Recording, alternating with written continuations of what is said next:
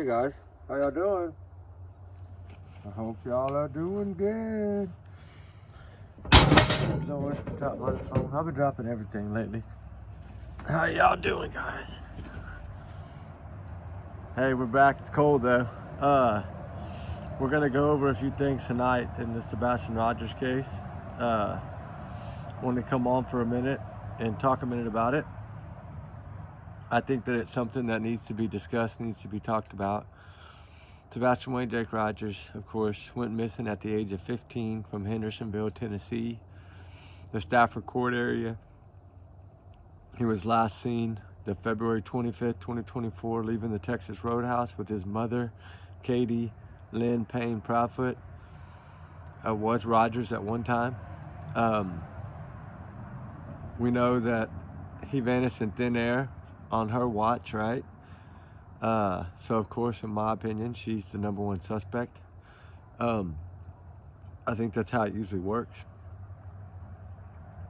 We know that he didn't have any friends, according to her, but then according to the stepfather, lives in the same household. He said on an interview, on a podcast or something, that everybody in the neighborhood knew Sebastian, when nobody knew Sebastian. This kid did not have a bike outside. He did not have a ball laying out in the yard. He did not have a baseball bat, a batting cage, a scooter, a basketball, a football, nothing. He had nothing outside. This kid did not go outside. He did not play outside. A couple of times he ventured around and went under a neighbor's car, allegedly. And that's, but that's not running away. That's just going and hiding under a car, not in a car like the aunt says. Remember in her thing, she was worried about him getting in a car and falling asleep. Sounds about right. I think Katie wrote that. I think that's probably got some truth to it. In my opinion. Remember, allegedly, these are all my opinions. This is my big bubble here, my big alleged bubble, my thoughts. Everyone's innocent until proven guilty in the court of law. They love the court systems too, don't they? And her bio dad, Seth Rogers, we know his alibi checked out. Sheriff's office. He works for the prison. He was there.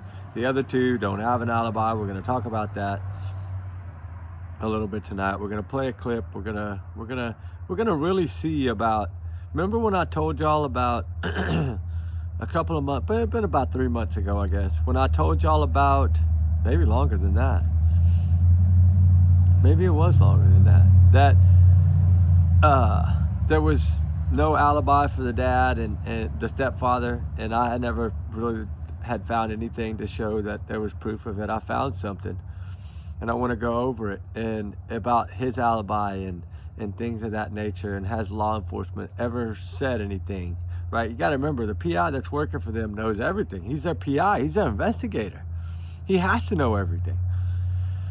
So we're gonna listen to a little bit of him on the Lore Lodge. Shout out to the Lore Lodge. I think he asked some tough questions. I think it put him on the spot. Remember, he was speaking for Chris and Katie, and he represents them. He's their guy, and like their PR and their PI, right? So we have to kind of take what he says as he knows what he's talking about, because he deals with them. He's working for them, right? He's totally working for the family. Well, for the mother and the stepfather. And Sebastian, the kids don't just vanish in thin air, right? They don't. I'm sorry. They don't vanish in thin air like this. It's something more to this than that. I think, in my opinion, there's got to be something more to this. I feel that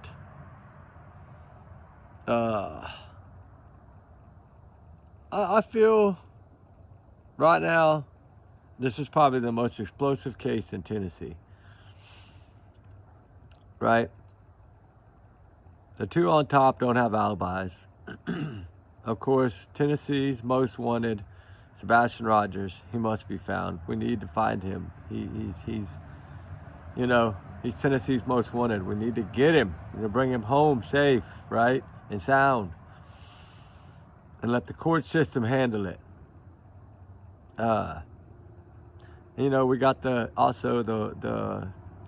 1008 Stafford Court, warrant criminal, right? We got that going on. We got a bunch going on. Where's Mama? Nobody's seen her in some days, man. I'm just so glad to be home, out of that water, no swimming. And you know what the other thing is? This kid loved to swim like a fish, right? He didn't even have a $10 plastic pool in his backyard to play in. And he loved the water. Why don't he at least have a pool in his backyard to swim in? A cheap one from Costco's or BJ's. Some kind of little pool he could play in. This kid had nothing outside. Nothing. No balls, no bats, no nothing. Scooters, bikes, four-wheelers, nothing. He's 15. At the time he vanished, he was 15. He turned 16 December 7th, 2024. He was last seen leaving the roadhouse with his mother, Katie Lynn Payne Proudfoot, and a Rosenbaum, whatever. She's got so many different people, I don't know. But, you know, where is he, right? I got some shirts, man. I'm thinking about some of these shirts. I don't know if y'all like them, but let me see if I can find some of these shirts here. Oh, it wants to turn on me. Oh, y'all can see it, right? And, you know, I wanted to make a few, have a few shirts made, right? Look at this one. I hit kids with a belt. That's a pretty good one, right? It says, dang, above it. And then this one. The mullet. I had to use the mullet one for this one. I think it's some good shirts. I think I'm going to wear them around Hendersonville, and I'm going to pass them out to all of these people I spoke to. They'll probably wear them too. We could start a bully clan. Guys, I got some, like I said, I got to see some of these maps of that area covered that I wanted to talk about. Guys, if y'all could see this, my God, they covered so much ground to find zero. And this young man has been missing for over a year. There were so many lakes and areas that we did. Pickwick Lake, Waterloo, all these here on that trail to on the way to Memphis. There's Pin Oak Lake, and then that Pin Oak Lake that's on the other side of it. There's Beach Lake, and here it's a little small area on the way off of I-40. Then of course y'all know Horn Lake in the Mississippi River, right? Y'all know a lot about that. Silver's on the scene, searches there a lot. Shout out to him, you know. Then there's Horseshoe Lake, the one that looks like a horseshoe on the way. And some of these are not that big, so they're pretty easy to check. And then there's a state forest park with two little bitty bodies of water there that we droned. Layla Lake. It's off of Bluff Road.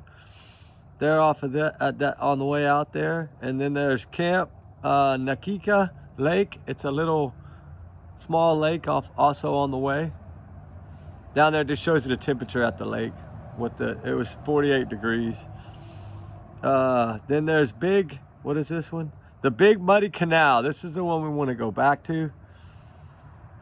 It's called the Big Muddy Canal. And it's some bad muddy water, guys. Ooh, look at that fire, it's burning nice.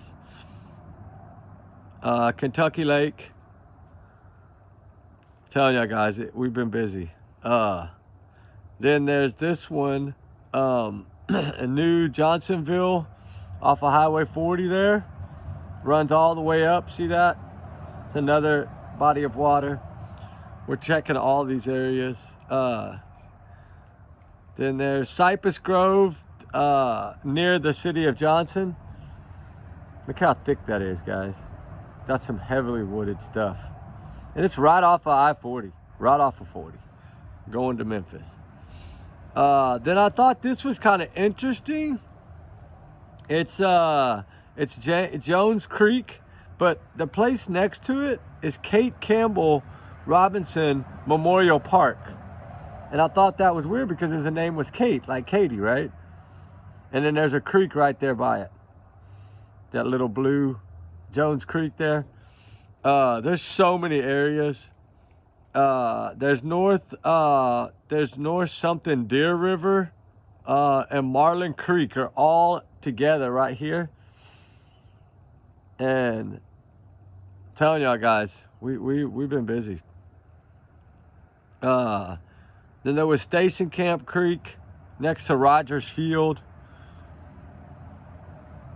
Like I said, guys, so many. And was this the one I wanted to read? Hold on. Okay, no, not that one. It's this one, I think. To date, nothing gathered from video systems has been determined to be significant. We do caution that some surveillance videos are being shared in the public have been misinterpreted or not shown in the entire. That was early on, right? That was in the beginning. There's so much that happened early on that a lot of us aren't familiar with, right? Especially me. This one really caught my eye, this little statement that TBI put out, because it says, understandably, there's an interest in hearing from friends and family to help provide more of a personal context about Sebastian. However, we have been requested by the family to let local media know they are not in a position to speak or be available to the media at this time. We told them that while we would relay their message, would be the decision of the individual media outlets and reporters to proceed as they see fit. Right? Did y'all get that? Y'all got that, right? Y'all got kind of how he made that statement, the TBI made that statement? Understandably, there is an interest in hearing from friends and family to help provide more of a personal context about Sebastian Rogers. Why? The parents aren't speaking to the media. What, they're not speaking to you too? Were they not speaking to them this early? Was it a lawyered up way beforehand? You know, that deal, whenever they said they were going to scale back a little bit, you know, everybody got mad. And then everybody's like, well, what does this mean? What does this mean? You know, sources close to the case confirm authorities are now considering foul play, and that the missing teens case could become a criminal investigation. This was put out in the beginning, and a lot of people didn't see it. And it was on that Watch Your News thing, the news channel of Nashville. On the news channel of Nashville, it was put out, and a lot of people didn't see this. I didn't see it. I just came across it, and I was like, what do you mean? What exactly does it mean that they're going to scale back a little? You know, Kim Weisner said that. And then the sources close to the case confirm authorities are now considering foul play, and at this missing teens case could become a criminal investigation. Sebastian's mother and stepfather broke their silence, talking about how he disappeared from their home overnight a week ago Sunday. So evidently, when they're going to talk about the statement that they made about, and that they went to the public and talked about what happened and how he went, you see how they worded that, right? It's like from that day forward, everything was different. Because I think from that day forward, it was not about, they weren't helping anymore. They weren't doing these things anymore, right? We're going to listen to this. It's about 9 minutes. This is I believe the newer one, the year anniversary one. And then we're going to go back and listen to some other ones. But, well, you know what? Maybe we should do the other one first. I got one that I really want to play here. This is just a short clip of Christopher actually saying something very, very, very threatening on YouTube. You know, anything you say can and will be used against you in the court of law, right? When you're involved in a missing case, right? Y'all listen to this very closely. I hope y'all can hear this. I want y'all to listen. It was on some channel. I don't know. It was sent to me. It's just like a minute clip. I don't know whose channel this is, but shout out to whoever it is. Here we go.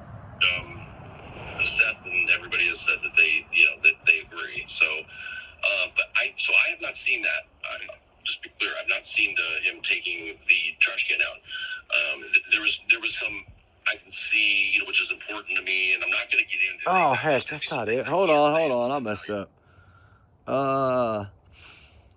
Is it? It was one that was on another channel, and I think it was 20-something seconds. Right here, I bet that's it. This is right here.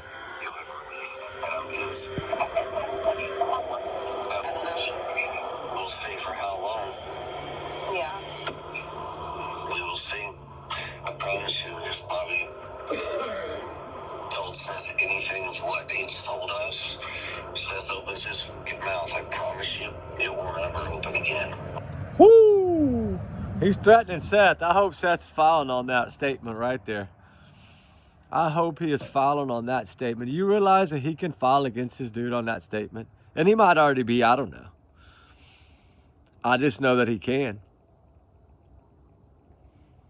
You know, Sebastian Rogers, age 15, when he went missing, is from Hendersonville, Tennessee. He is autistic, and he is believed to have left his home between midnight and 6 a.m. on Monday, February 26, 2024, when his mother went to wake him for school. That's what was put out. Update on 3/7/24. The ground search for Sebastian Rogers was scaled back this week as authorities transitioned to the investigative side of the case. Investigators obtained a search warrant for a landfill located in White Plains, Kentucky, were on site today.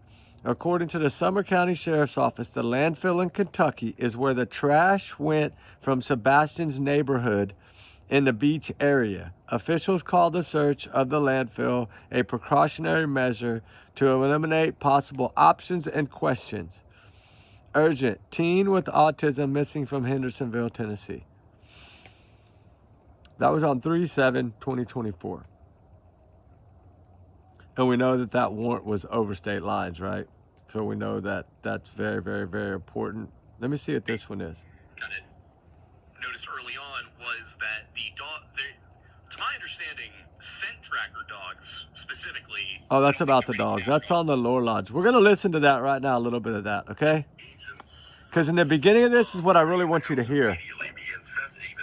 I'm going to move this just a little bit. Sat outside for 30 minutes for some reason watching what was going on, but so there was people in and out. There was no like restrictions. Now watch the fire. Listen to that for just a few minutes. That's the Lore Lodge. Didn't say nobody's allowed in. That anybody that was law enforcement was allowed in, and just with the layout of the house, there's no, and I'm not saying there's any excuse for that in the John Bonet case, but that was a much bigger house. I think with, there's not really any hidden, so, but it was, it was searched, and keep in mind in the coming days after that, then they started searching like the storm pipes and stuff, and under the house and whatnot, and so I'm confident. And also, they did bring in canines and HRD, which are cadaver dogs, and also just human-wise, like how many law enforcement people come in and go, somebody would have picked up the section up. So, Yeah.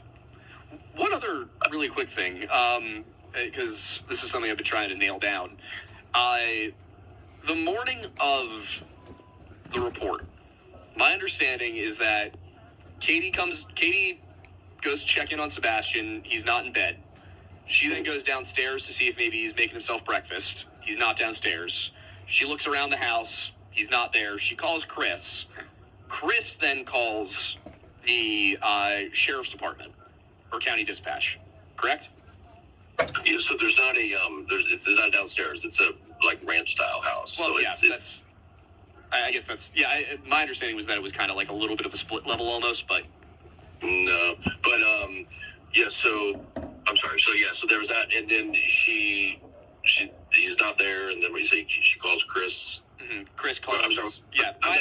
Sure. So my understanding was that she searches the house, doesn't find Sebastian. She calls Chris. Chris calls county dispatch, and then they send out either a deputy or a Hendersonville PD officer. Well, there was also so they called him they called on three-way call together. Mm-hmm. So at that, and then if you listen to the dispatch call, they say that Katie is driving around looking for Sebastian, correct? Yes. So yeah. So Katie left the house in the vehicle before any officers arrived? Yes. Okay. She did. Got it. She did. I will say, because I know what you're, rightfully, smart to think about. I will say that because of the placement of the various cameras, and there not being that many streets in that development, you can see her like driving these grids essentially. She's never off camera in the car for more than 20, 25 seconds. Like she'll go up straight and then come down. And so I'm confident there, wouldn't be time to get rid of somebody, if you will. Didn't she also head out east towards Gallatin at one point that morning? Not that I know of, no. I'll have to revisit that because you watched the documentary we did earlier today. It did. I can't remember if it was her going out during that search or if it was Chris going out later in the day. But one of them did drive out towards Gallatin. Yes, somebody went out towards Gallatin to look because there was a specific tie there that you had mentioned in the video. I feel like it was Katie, but I don't know for sure. So there was two specific sightings that were called in, I think, from law enforcement. There was one of a kid wearing a black hoodie that was like walking along a road, and then there was somebody that was flying a drone that spotted a kid. So maybe they went. Listen, I don't know. Once law enforcement got there, I don't know their movements. And I know that at one point, I know that Chris was riding around with TBI looking, and then. But I don't know their exact movements. So I know that Chris and Seth together, I think for a couple of days, actually rode around searching together before things kind of broke down. Yeah, I'm just looking through the notes for this because I'm trying to remember exactly what it was that we had discovered on that end. Max led into the retaining pond, several hours. The next part is what I want y'all to there hear. There was something out in Gallatin. I just can't remember the exact details about it. But yeah, so, all right, good to know. So there's no point that you've seen where she leaves that neighborhood? Well, I mean, it says, I think, I don't see her on the camera over there, but I think she left to go over to the school, which is very nearby. 2 blocks, whatever, over. But other than that, no.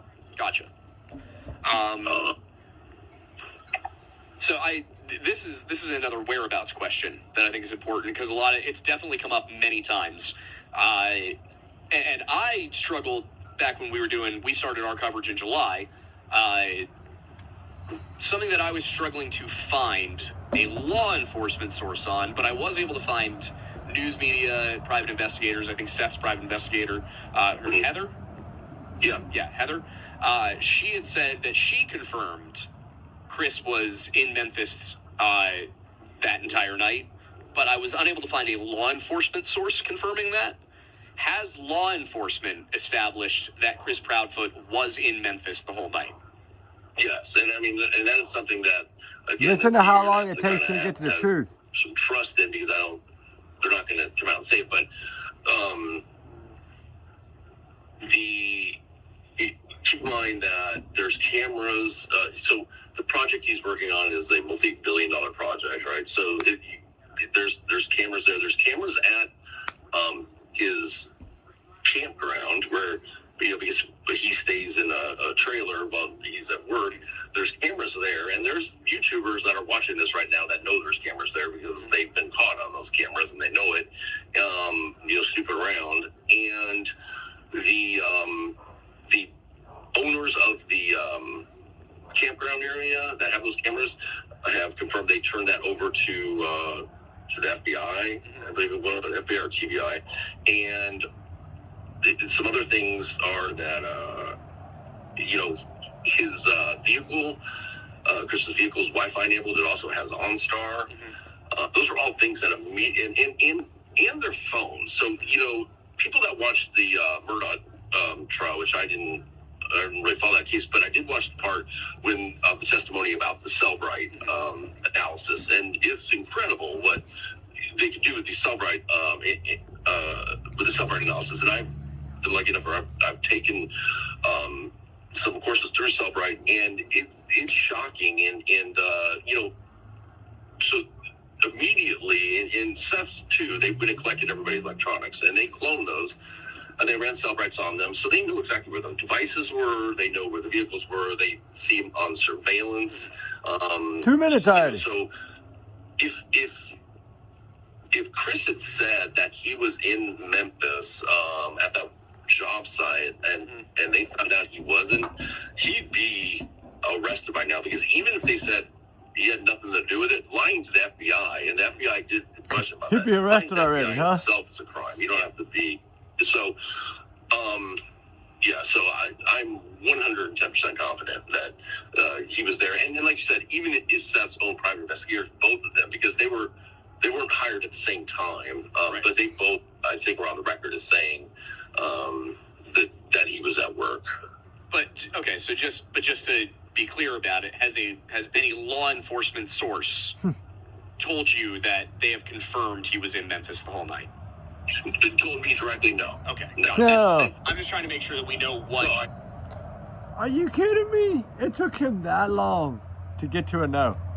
He is just as bad as Chris and Katie when it comes to giving an answer of a mile long from here to that fire, right? I don't know, guys. What are we gonna do? Well, you know, we searched some serious good areas. I just showed you all those new ones. I love the fire tonight. I haven't had the fire in a couple of nights. It's so nice to be warm. Be sitting by a nice fire, be warm, visiting with y'all. We love all y'all so much, guys. It's truly amazing. See everyone's big hearts. Even if it's cold out here, I enjoy sitting out here doing this. Spreading awareness for these cases. Sebastian Rogers case, I don't know, guys. I think the answers are before us, right? And there's something here. We'll come back to that one that I wanted to read.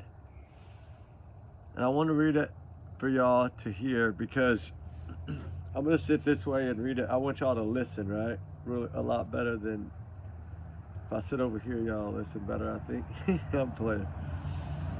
This is from April 3rd, which is my birthday. So funny that she happened to be, this thing came out at 11:54 a.m. on the April 3rd, the day after the warrant thing came popping around, right? Allegedly, in my opinion, guys, it's just my opinions and my thoughts. But this is that thing from Missing in America, and I wanted to read a little bit of it. I think it's important to see what she says now, because the public opinion in here, and as I read this, if any of y'all have listened to Pat Brown talk about Katie and how missing 15-year-old, why would you panic so soon? Why would you not check bathrooms and these things and those? Everything that Pat Brown said she should have done is what she changed her story to. So don't tell me she's not listening. She's listening. Katie Proudfoot recalls the evening of Sunday. She always recalls that day first, because that's the day I think it happened. February 25th, 2024, a typical one, at home in Hendersonville, Tennessee. Her 15-year-old son, Sebastian Wayne Drake Rogers, I added that, it just says Sebastian Rogers. The 15-year-old that's missing from his mother's care on this day right here, February 25th, 2024. He got ready for bed around 9 p.m. Said, "I love you," to his mom and to his two dogs, right? She didn't want to just say her. She wanted to include the dogs, because he probably told the dogs he loved them and not her, most likely. He's 15, right? And then headed to his bedroom for the night. Little Sebastian headed to his bedroom for the night on Dateline. Katie remembers hearing a noise come from Sebastian's room around 10 p.m. We're going to say, she said it was a thud, right? So here, I wanted to do this because I wanted to make a thud. Woo, that was a good thud, right? That's a thud, guys. That's a thud. And of course she took that out, right? She took that out of here. Now she just says, remember hearing a noise coming from Sebastian's room around 10 p.m. But that's not what get me. She said, I hollered out to him and he answered me. Okay, this was not in the first two stories. This came later. I didn't think a whole lot of it. That's what she told Dayline. About an hour later, Katie went to bed. So she heard the thud, right? The thud. At 10 p.m. She calls out, Sebastian! I'm all right, Mom. So she goes to bed an hour later. Well, if you went to bed an hour later, that's 11. And you have said nothing but midnight, right around midnight, and I went to sleep, midnight, I went to sleep, midnight. You said it 2 or 3 times in the interview we're going to play in a minute. So, and she's like, she keeps going, right? She's like, I went to bed at midnight I went to bed, and of course I went to bed. Like, I went to sleep. Like, what do you need to tell us all this for? You don't need to tell us this shit. Call out for Sebastian. When asked on the new interview, what would you say? Why didn't you, what would say, instead of saying, oh, I hope he's okay, why didn't you say, Sebastian, whoever's holding you, break free, son, run to the nearest store, run to the nearest person, tell them who you are, tell them to call 911. Why not that? Why not like Seth? Every time he speaks, he says, call 911, call 911. Every time he speaks. She's not doing that. She don't want the law called. They don't want the law involved. That's the whole thing. They want this to go away, and it's not going to go away. Sorry, it's not going to go away. Okay, anyway, let's get back to that. An hour later, Katie went to bed. So at 11 p.m. now, so from 12 to now, she went to bed at 11. But yet the neighbor saw the silhouette with the light come off and on in the dining room area, the front room area, and then saw her standing in the window around 11:30. Which she said she woke up on the couch around 11:30. That's what she told one of the neighbors. So there's just so many stories, right? And we don't know which one to believe. It says here, I hollered out to him. He called back, whatever. She went to bed an hour later. So that's around 11. She went to bed. And then it says she had no idea her life would be very different in the morning. Monday morning. Katie went to her son's room. This is where it gets fishy to me. Really listen to this and pay attention. I want y'all to catch what I'm catching. We're going to all get on the same page because we're family. Just wait. Monday morning, Katie went to her son's room. It was about 6 in the morning. When I went to wake him up for school, Katie said, I went in his room and I was like, dude, time to get up. Normally, he will like turn and look, and he didn't. Normally, he will turn and look, and he didn't. And I realized he wasn't in bed. Did y'all just catch that? Normally, he will like turn and look, and he didn't. He didn't turn and look at her. She didn't say he wasn't in the bed at first. Then she goes, and I realized he wasn't in bed. Look how she said that. I think when she went in there at 10 after the thud noise to check on him, it was too late. And he didn't turn over and look at her when she said, hey, dude. Right? But she didn't say any of this in the first 3, 4 different interviews. So I don't know what to believe. But let's read that one more time. Monday morning, Katie went in Sebastian's room. What she says son's room, but I'm saying Sebastian's room. It was about 6 in the morning. When I went to wake him up for school, Katie said, I went in his room and I was like, dude, time to get up. Like, to me, that means she's looking at his body, a figure of him in the bed, saying, dude, get up, right? Because the first thing you're going to see is the sheet, right? Like, or the blanket where it's poofed up where you know where your son's sleeping. So for her to say it this way, I went in his room and I was like, dude, time to get up. That means you're looking at him, to me. That's what I'm seeing. Then, normally, he will, like, turn and look. And he didn't. Normally he's gonna turn and look, and he didn't. I don't know. She found something over there. So let's see. The following moments are every parent's worst nightmare. I looked everywhere in and around the house, and I couldn't find him.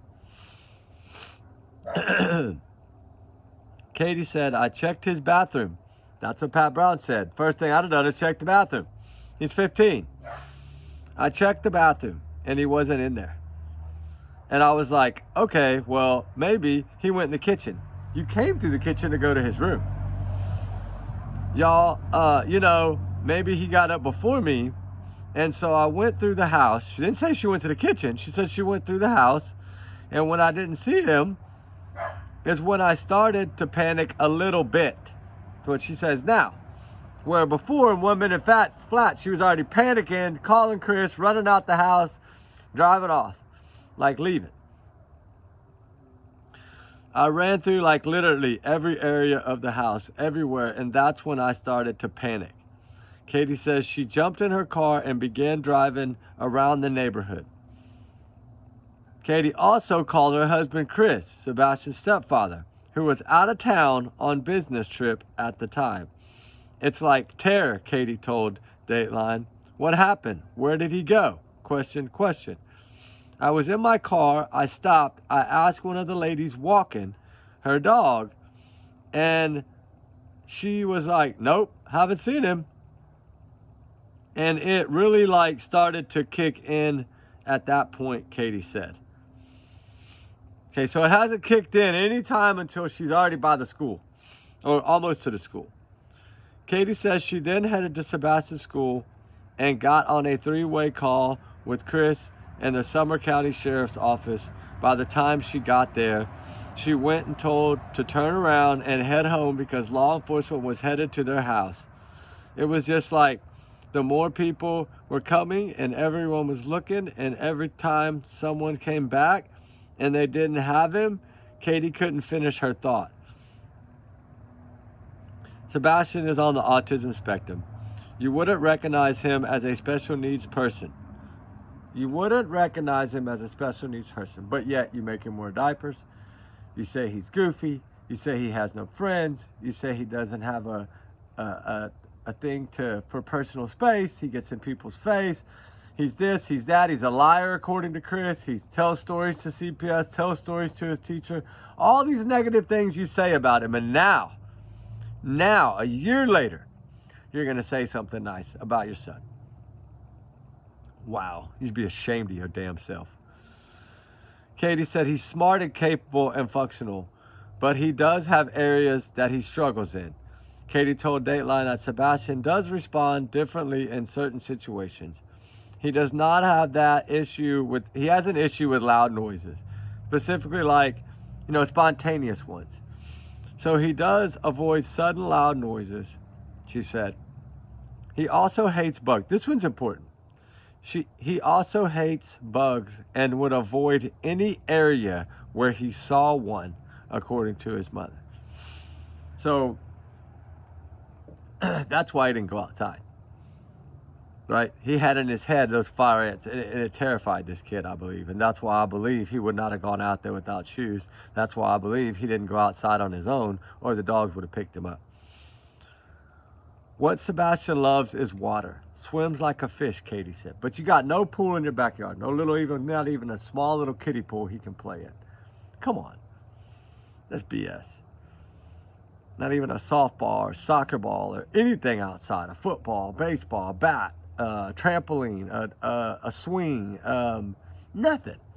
Nothing to show that there was a child living there. The search efforts for Sebastian were immediate and intense. There was a very large-scale response. Eric Craddock of the Sumner County Sheriff told Dateline via email. Craddock directed Dateline to TBI Newsroom for more information. That morning, the Sumner County Sheriff's Office issued a missing persons report to begin efforts to locate Sebastian. And TBI Endangered Child Alert was pushed out and then elevated statewide Amber Alert. The website states, Due to Sebastian's love of water, pools in the neighborhood were searched, dive teams were brought in, and bodies of water around the neighborhood and beyond that area were searched, including caves. In his email to Dateline, Sheriff Craddock elaborated on what resources used for the search of Sebastian. Everything, foot searches, search efforts for Sebastian were, hold on. It's 2 photos of that one, sorry. K9 drones, air assets, fixed wings, helicopters, horse-mounted patrol, USAR resources from across the state, and federal government assistance with the case. He wrote, the search during the week he went missing was extremely large scale. The sheriff's office even employed some unconventional search methods in attempts to locate Sebastian. Notably, they encouraged those participating in the search to play Sebastian's favorite song in an attempt to draw him out. The advice was called in by a citizen. I tried and I will continue to try anything to bring resolution to this case, Craddock said. And then they showed a picture of that search area, like I showed you, but I had the other map. Huge. Look at that. Past Gallatin all the way to Nashville. Despite the intense search efforts, no clues were turned up that led authorities to Sebastian's whereabouts. According to Eric Craddock, the Amber Alert for Sebastian is still active. Katie believes that whatever Sebastian went, he had every intention of coming back home. He was excited to start taking agriculture classes at school. Agriculture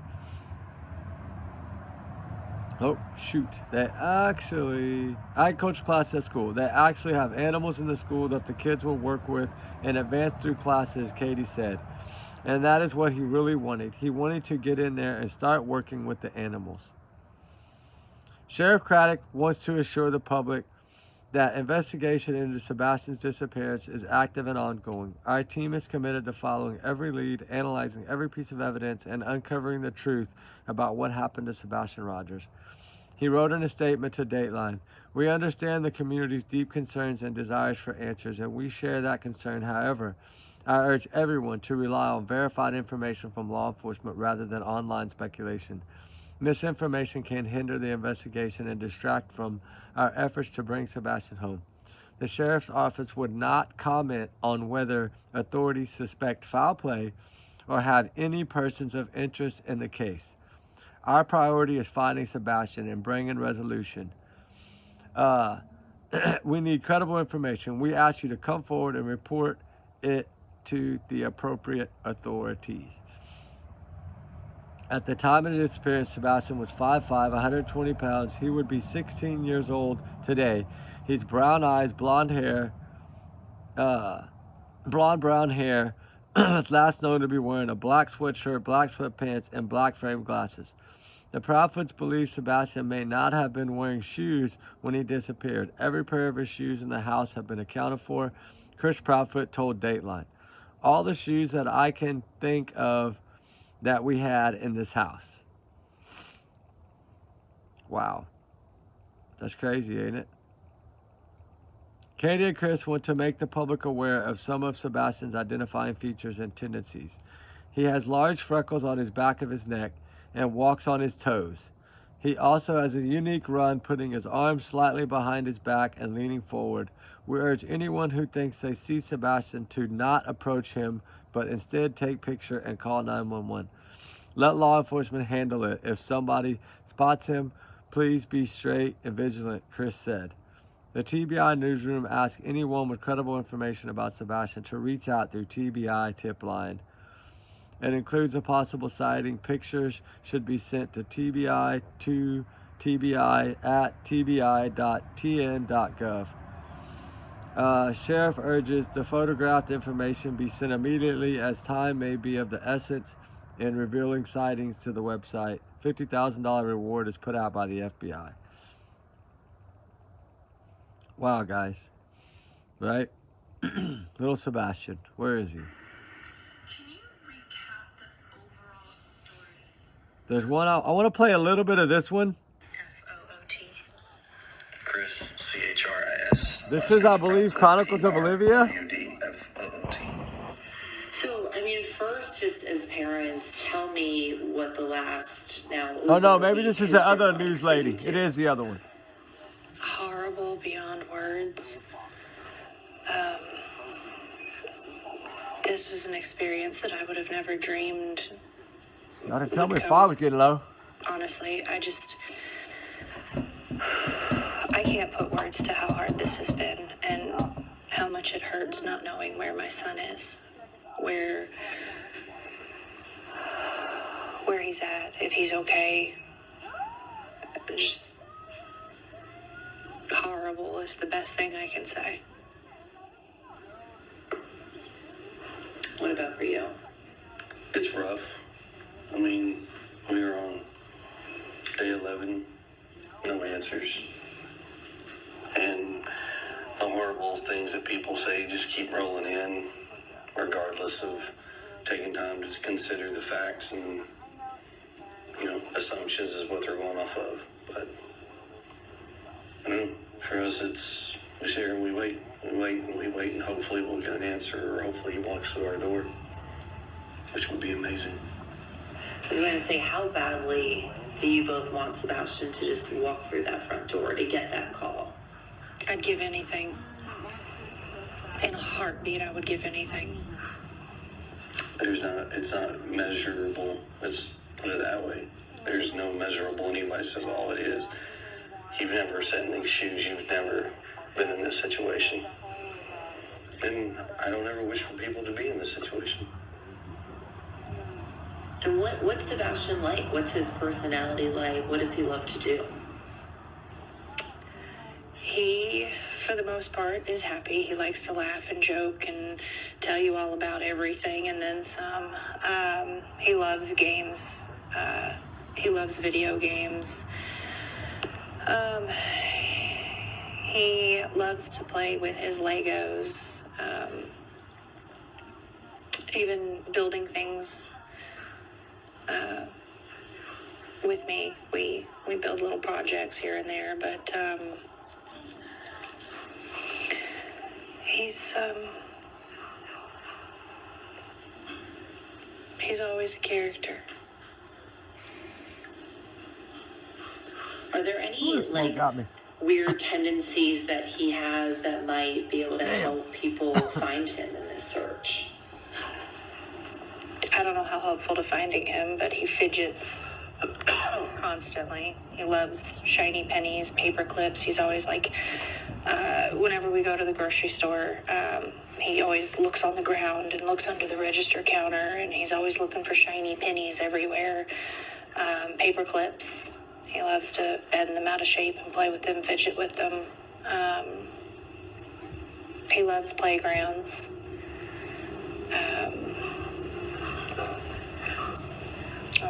We've said it before, he likes fishing and things like that, but...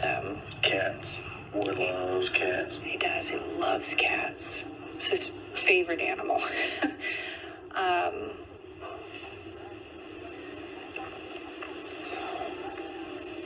don't know. He's a good kid. There are no leads, nothing caught on video. Your son has been missing for 11 days now. How does that make you feel as parents?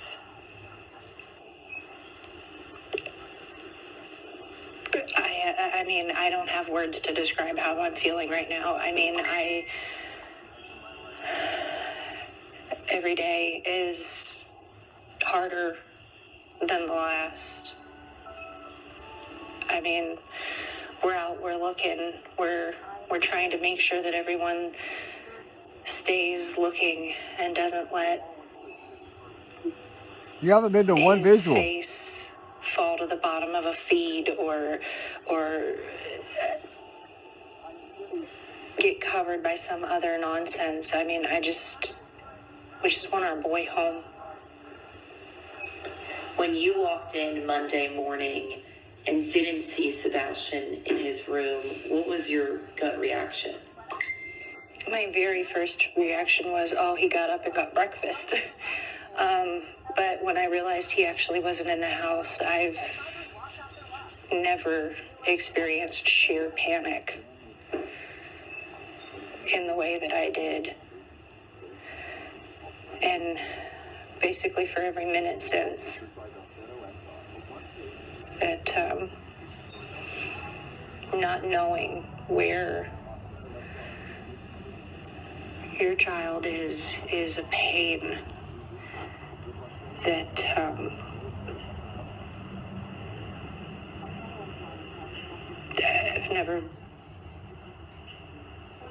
I've never known pain like this before. And walk me through the events that happened, from Sunday leading up to Monday when you didn't see him that morning. Sunday, we were out and about. We had a really good day. We were out doing our thing, running around. We had dinner that evening, and when we came home, we had a pretty good evening together as well.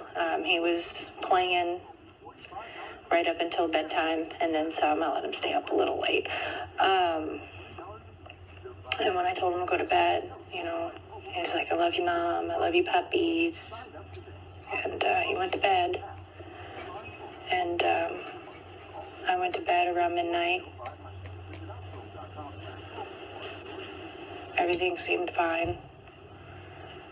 And when I went to wake him up for school, that's when I couldn't find him. He wasn't in his room, and he wasn't in the house. And that's when I panicked. And when you panicked, what did you do? First thing I did was call my husband, and I said, "He's not here." My husband said, "What do you mean he's not here?" I said, "He's not in the house." And he said, immediately just started, "Did you check here? Did you check there? Did you look here?" And I ran through the house, and at that point I was hysterical, for lack of a word. And we three-wayed the police, and within minutes they were here. I couldn't tell you exactly how long. I know it was fast.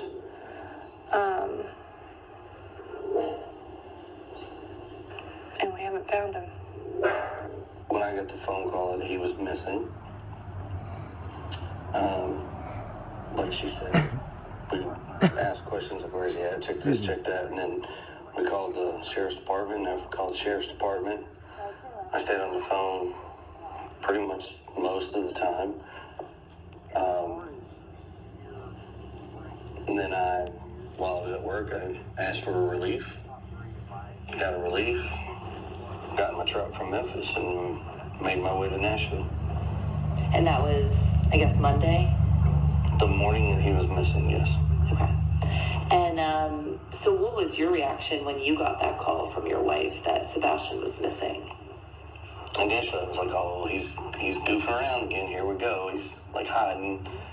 And then when we talked about the places to check and he's not there, I was like, "Okay, stop." Instantly. Call the police. Instantly. I'm a black and white kind of guy. And to your knowledge, he didn't take shoes with him, right? He locked the door on his way out, or I guess, what are some of the things that you think he did as he left? We checked for all of his shoes, and none of them are missing. The door was locked. And was there some discrepancy as to what he was wearing when he went to bed, or what was he last seen wearing? What was he wearing to bed that night?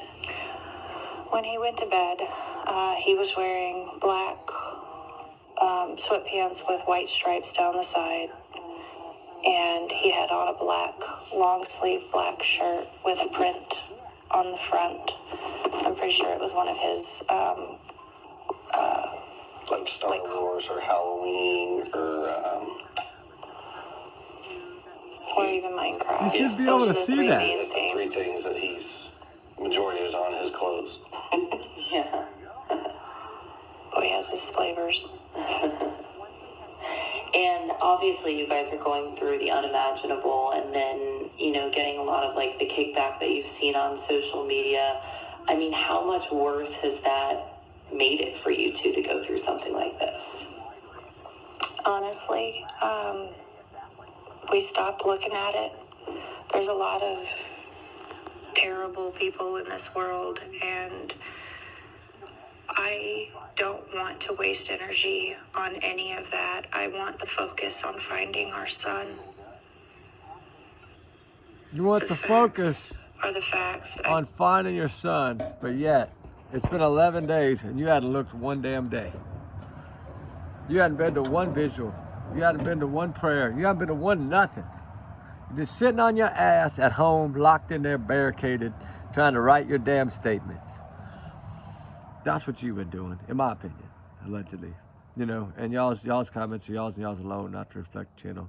We do our research together because we are a big, hard, little family. And trigger warnings always. But remember, allegedly, these are just my opinions. And there's something else, you know. Y'all know I made that new picture for the new video that I'm working on. It's about the four just swinging their way into fairy tale land, right? We're doing a video I'm gonna put out on all four of these people, a little bit about each one of them.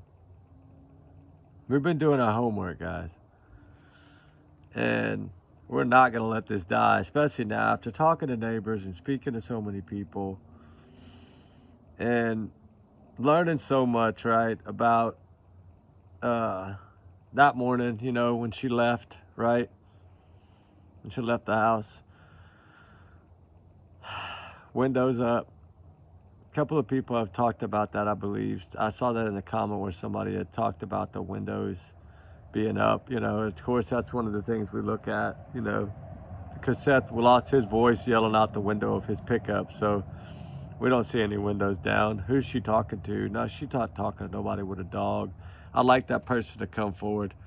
That's just going to be just like when she tried to file that stuff against Seth and nobody came to her rescue. It's the same thing. They say what they want to say when they want to say it.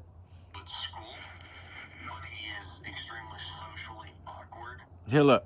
At school, but he is extremely socially awkward, and so it's very difficult for him to make friends, which has been this boy's only lifelong dream. Christmas, what do you want for Christmas? I want friends. Birthday, I want friends.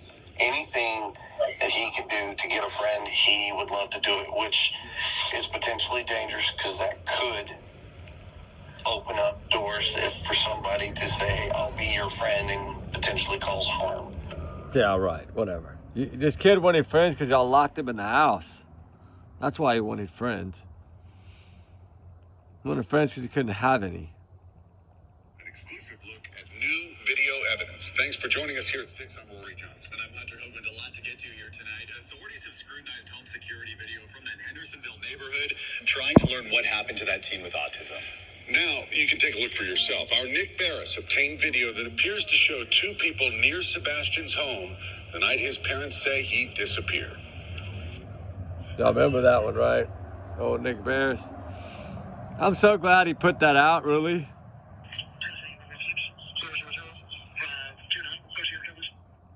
Here we go. I forgot about this one. Here.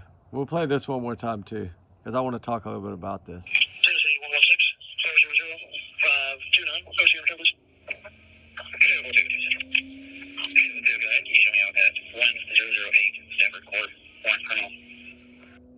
Want criminal. All right, I was down there, you know, I was talking to neighbors, talking to people, and things are brewing, right? Things are brewing right now. And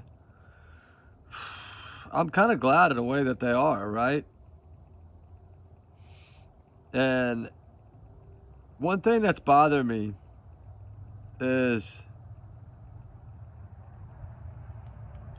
how they're all saying, uh-oh, we're losing. Let me get it, hold on.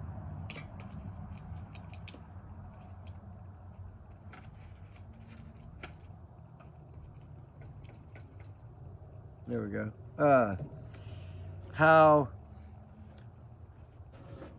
all this, you know, talking with 5 or 6 different people in that neighborhood.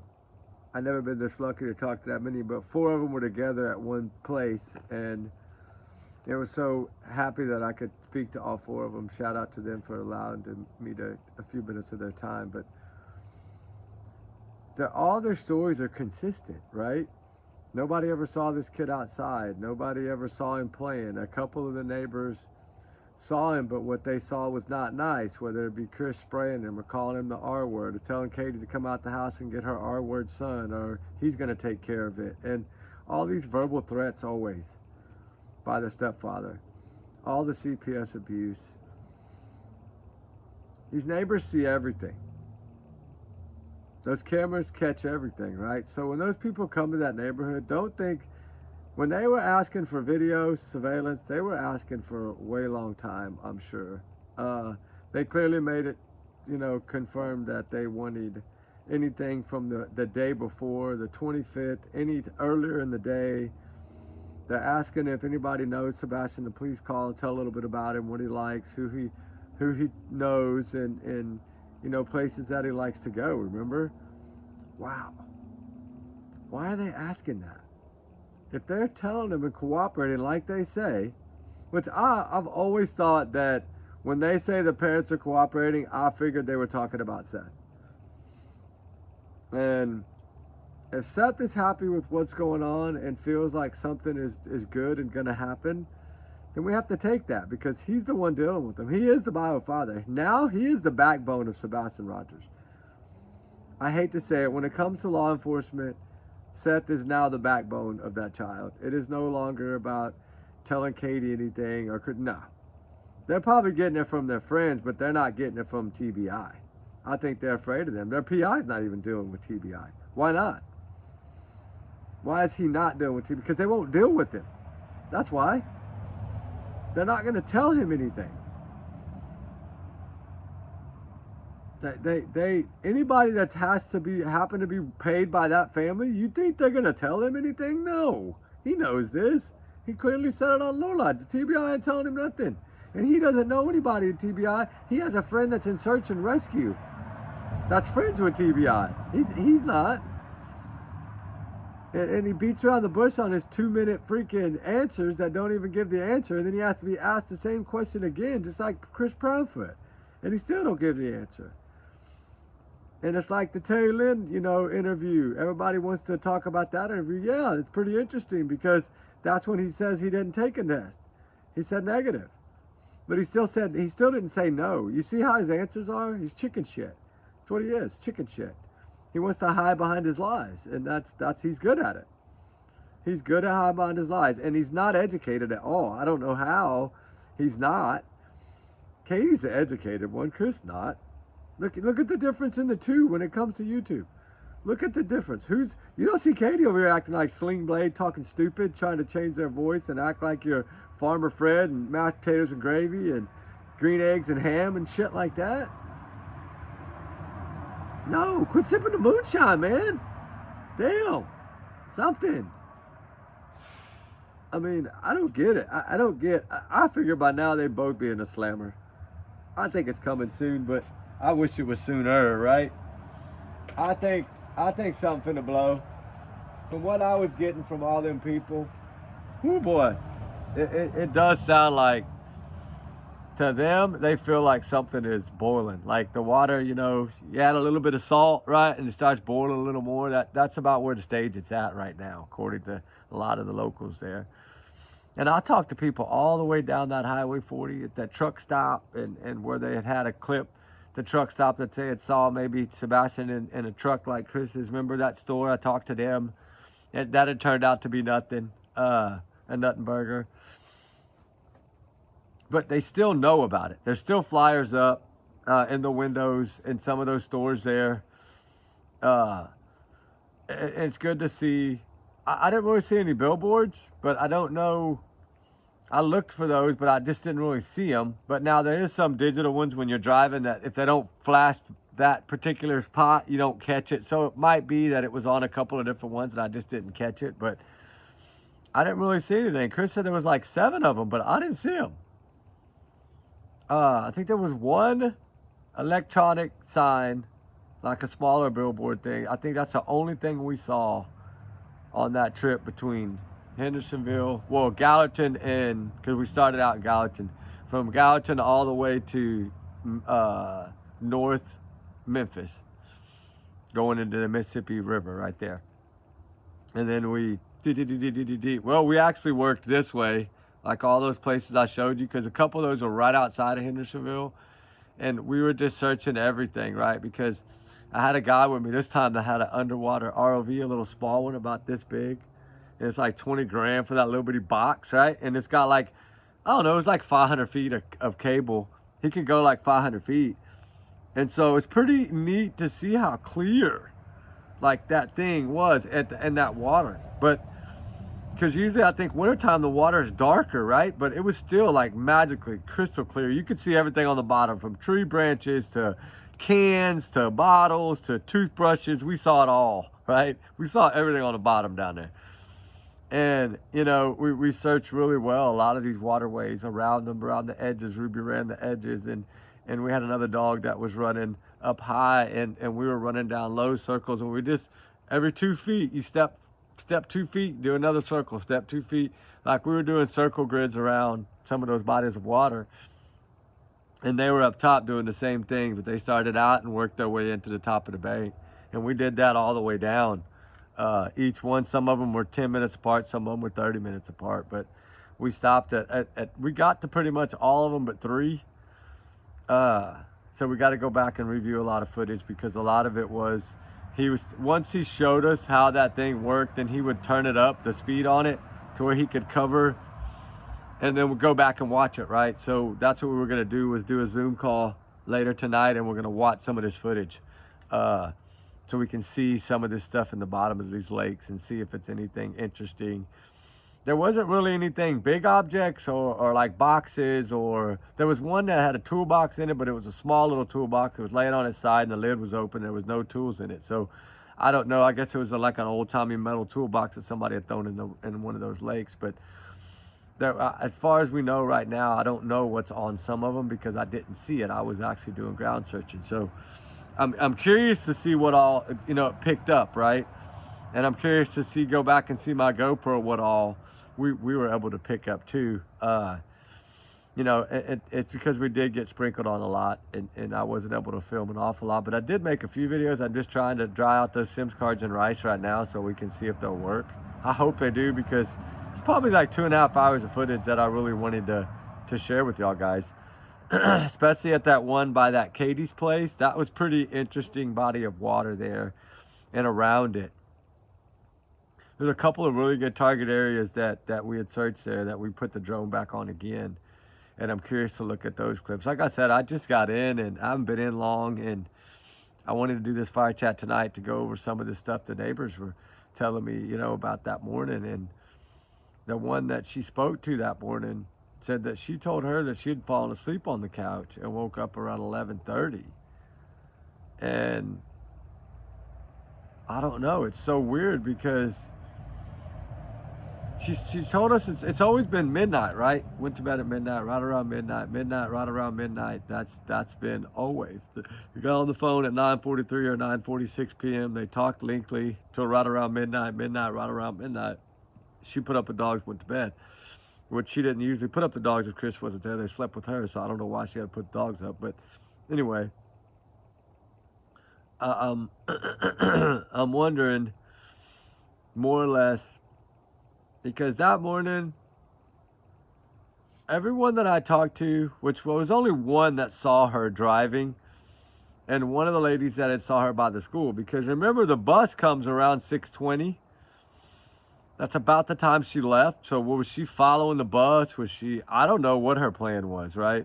I've always said this morning drive is going to have some relevance in this case. I believe something was done that morning for a reason. She left that house for a reason.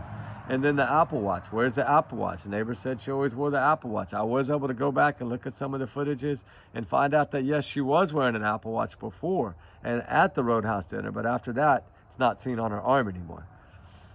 Unless law enforcement has this thing, which I don't think they do, but you know, my source could be wrong, of course, but if not, what happened to it? Because that would show An Apple Watch, she walked out of that house and walked down that ditch line in that backyard in that common area on that Tinkerbell light video, that would have showed her steps. So I'm curious, hopefully they got it, but maybe she had already taken it off. Maybe she had already thrown it away. Maybe threw it away that night. I don't know. Why? I don't know. What does it have on it? I don't know. And I hope that they figured out how to link it to maybe her phone and get the Apple Watch data. I think that's what that criminal warrant was for, was to get some more objects from the home. And we know that she evidently didn't allow any of Dateline or any of them into the home or into Sebastian's room. I don't know why. I think because they probably cleaned his room out already. I would like for them to post a picture of his room. I would love to see the photos of that house that morning, if it was really as clean as everyone says. How was his room when they went in there? That's what I want to know. Was the bed unmade? Was the bed made? Was there marks on the bed like someone had laid down? Because in that new way she put it, to me it's like he didn't turn over and look at her like he normally did. That's kind of what I got. That was a weird way that she put that. I don't know. I'm going to see what some of these profilers say on it. Pat Brown, I hope, is going to jump on it, because everything Pat Brown said she should have done in the beginning with the 15-year-old missing, instead of panicking in a minute and everything happened in a 1 minute flat, she says. Now she says it took all this time, but she always told us it was 1 minute flat. And we should play that clip, right? I know we're over an hour already, but we should still play that clip. But the thing is with the neighbors, is they say this poor kid, was not ever like seen outside. He didn't even have a life, poor baby. Like, I think he was locked in that home the majority of the time. And that's truly sad if that's the case, right? I mean, it is. That's truly heartbreaking. Like, he wasn't outside. So maybe he was sneaking out when he got into that car. Maybe he was running from Chris. Maybe he was running from a belt. I don't know. I know they say evidently maybe he wasn't home, but that neighbor told the sheriff that morning. I have that. Remember, I have that recording. A lot of people don't have it. I don't know why. It's out there. I mean, it is hard to find, but it's right here, I think. Y'all want to listen to it again? Yeah, let's listen to a little bit of this while I mess with this fire. This was that morning. White male, 3 blonde hair, approximately 5 foot, 120 pounds. I was going to be wearing a black sweatshirt, black sweatpants. Does have a form of autism. This is the first time it happened. I'm going to be in the home before midnight. The doors are locked at this time. 2-4 now. Central Key, 47-184 and 12. She's not. Left her son at the house. The mother is driving around looking for him in a Victoria Place subdivision, and she is driving a baby blue Infiniti. Get there and see what's going on. Do our own search of the residence. We'll go from there. I'm in the area. Check going hold up. Just seeing it. You can check the assist around to the misery juvenile. I checked personal medical center ER, Center Station ER, Center Regional ER, anti-lane, all clear up to juvenile. You can see that the trigger has been launched. This is a very interesting one. There's a big track back up, going into the construction side over here, back towards the beach. It's awful muddy. Do you see any footprints or anything? Didn't have any shoes. Doesn't get it. I do have some footprints. Right there where you're standing? Yeah. Leading right over here to the ravine. No shoes, just footprints. He literally dove into it. Nice lady straight to the ravine. He just into the water. So do you see any footprints around it? There was a few footprints in some of the softer dirt. Headed straight this way on the track that he was running. Do we have a picture yet? That's okay. What was that heat signature at? Where the riprap is, where the trees are. 25 feet, maybe out in the middle. Hey guys, the construction's on. There's another pond. There's somebody standing in the woods. It looks like a person. It is a person we know, but there's another pond. He's standing back there by himself.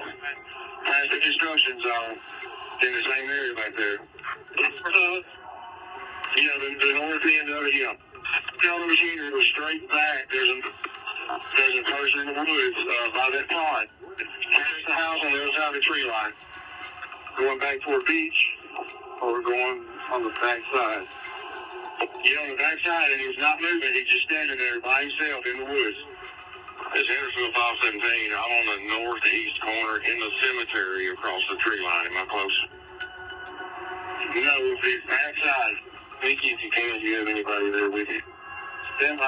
Let me see if I can find it on my map. I got my drone grounded for the moment, and I'll see if I can do it.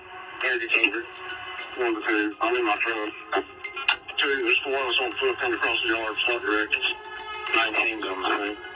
Straight in, straight in. Keep it on. Go left, go left. He's come back, you passed it.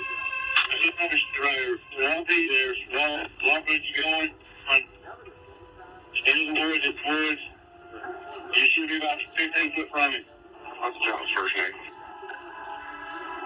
Should be all over whatever it is right there. The 2 people walking the wood. It's a mannequin. Sorry, guys. Look just like a person from the hair.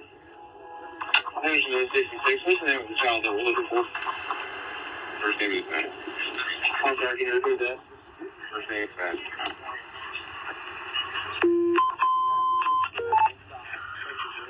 Last clothing description was black sweatpants with a white stripe, black long sleeve t-shirt with a print. Mickey, how many drones do you have up? 1 at the moment. I've got mine grounded so I can get started over. I'll be back in the area momentarily. 29 Central on scene. Put 2 out here with me. And for has anybody been there since the initial? There's a whole bunch of people here now. 4 of them are now. Can you help me listen to the radio on North End until we wrap this up, please? Yes, sir.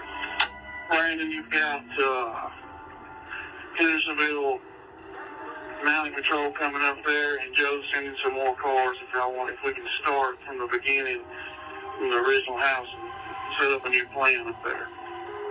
Yeah, boy, that's what we're doing now, sir. Thank you. 1 hour years. A neighbor advised that he's found the child under his son's car, which is across the street, 2 doors up. So be sure and search under cars and under things. Who do you want to go with this other K9 search and rescue? I just talked to the GC of the... Y'all see what's going on there? Y'all see how the neighbors are already trying to help? Trying to give anything they know. That's what you need, right? But what I'm curious of is, where did this come in? The whatchamacallit? Where did the, like, them out here, the neighbors out searching, the neighbors out walking, the neighbors out looking, the neighbors out checking the construction site. Never once was Katie out there with them. And that's what they talk about. And that's just why they're so upset, is because they feel like this mother never searched for her child, that she never got off her ass and got out of that house and searched for her child, that she barricaded herself in that home, I guess maybe on her hands and knees and lighting candles every day, that they wouldn't get arrested and get caught. Is probably what they were doing, in my opinion. But we're not going to let this go. We're starting a new Tennessee's Most Wanted. We need to find Sebastian Rogers. I'm going to make some shirts and I'm going to pass them out. And I think it's a good idea to do so. If you're listening to this... I got a piece here that from the beginning of this shit, I want to see. What about now? Cat got your tongue? Because I don't like that. I want to play this again. This is important. This is Nancy Grace, okay? Listen to this profile, this investigator lady. Day 3 or day 4 when the investigators came out and briefed us as to where we stood in the investigation. And I asked the deputy chief, you've asked for all this surveillance camera footage, all this doorbell camera footage from a photo, a doorbell camera image that shows you Sebastian. And he said that no, they haven't actually been able to. Okay, hold on. I had the wrong. Let me find it. Oh, I clicked on it. What about now? Nancy Cat, Grace. because I don't like that. This is You're important. pretty bold when nobody's questioning you. But what about now? I want to hear your analysis. Here's my problem. They're statements. You've got inconsistencies. As soon as somebody changes their story at all, they should become the focus. Period. Mom has said different things. Now you've got a stepdad that looks like he's co-signing with everything that she says, but he allegedly wasn't there. So how can he agree with anything that she's saying? You've got Mom saying she heard a thud. I don't like that word. That sounds like a body hitting the floor. When people use the word thud, that's not sounded like he hit the wall, sounded like something. No, it's never a good thing. Thud. It's usually preceded by an adjective, sickening, a sickening thud. Right. And Nancy, you've got other things. You've got Mom saying he went to the end of the driveway to put out the trash. And then you've got law enforcement searching a landfill. They're searching lakes. They're searching ponds. If you're watching and paying attention to law enforcement, it does not seem to me that they are looking to recover a child alive. They are searching for remains. You and I both know, and Joe Scott knows, when a child goes missing, the first 3 hours are critical. We're at 6 weeks. 6 weeks that this child has not been seen or heard from. Okay, hold on. Why are you saying, Cheryl McCollum, that you believe they don't expect to find Sebastian alive based on their actions? I'm talking about LA law enforcement. They're searching. They're searching landfills, lakes, ponds. That is not indicative of somebody that is alive. And again, you've got a child that has gone 6 weeks without his medicine, 6 weeks without food that we know of. He didn't have a source, no shoes. And Mama herself says, oh, a flashlight's missing. Again, that's such an odd thing for her to know is missing until they show her video that looks like a flashlight. And then the stepdad says, well, we were sure hoping it was, but we're sad to report it wasn't a flashlight. Well, if you've got 2 flashlights out there, why are you glad that it's not that?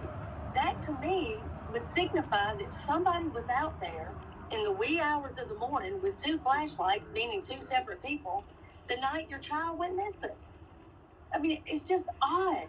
What do you make of a 3-hour conversation held between Mrs. Proudfoot and Mr. Proudfoot the night Sebastian disappears? The 3-hour phone call bothers me because, again, that's a long time to be on the phone. And, you know, you're hearing your son supposedly. He's answering you supposedly during that time, but you don't go check on him at all. You know, did somebody leave their phone just on while they went and did something else? I don't know. But I agree with Joe Scott. The electronics are going to tell the story. When his mama first entertained the idea that somebody had him, what did she base that on? His phone's not missing. He didn't take shoes, didn't take clothes, didn't take money. Nothing on his cell phone, nothing on his computer says that he's been talking to anybody.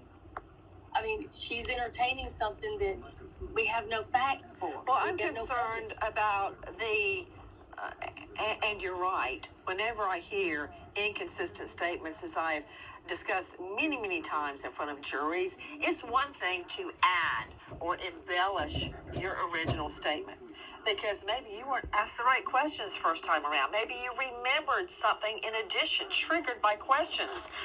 But when you change your story, that's a problem. To Joe Scott Morgan joining us. See? I think that lady explained it well, right?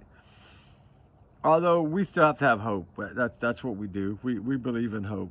There's another one here. I think this is it. No, this isn't it. Hold on. Can you recap the overall story?